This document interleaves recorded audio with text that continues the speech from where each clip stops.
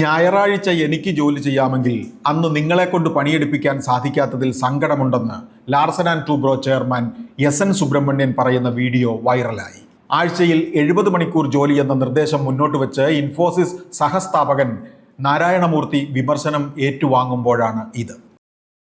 ആഗോള ടെക് സ്ഥാപനമായ മൈക്രോസോഫ്റ്റ് ഈ വർഷം 2000 ജീവനക്കാരെ ഒഴിവാക്കും. മാനേജ്മെന്റ് പ്രവർത്തനം മെച്ചപ്പെടുത്താനെന്ന പേരിലാണ് ജോലിയിൽ മോശമെന്ന വിശദീകരണത്തോടെ 1% ജീവനക്കാരെ വെട്ടിക്കുറയ്ക്കുന്നത്.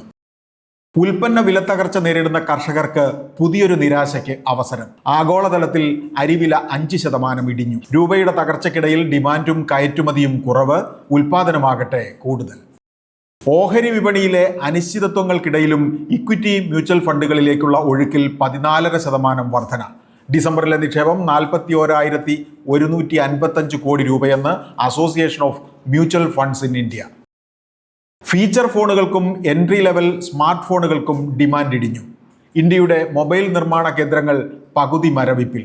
ഉൽപാദനശേഷി 50 കോടി മൊബൈലുകൾ, നിർമ്മിച്ചത് 25 കോടി. അതിൽ നല്ല പങ്ക് കയറ്റുമതിക്കുള്ള ഐഫോൺ. ബിസിനസ് വാർത്തകൾ വിശദമായി അറിയാൻ ധനം online.com.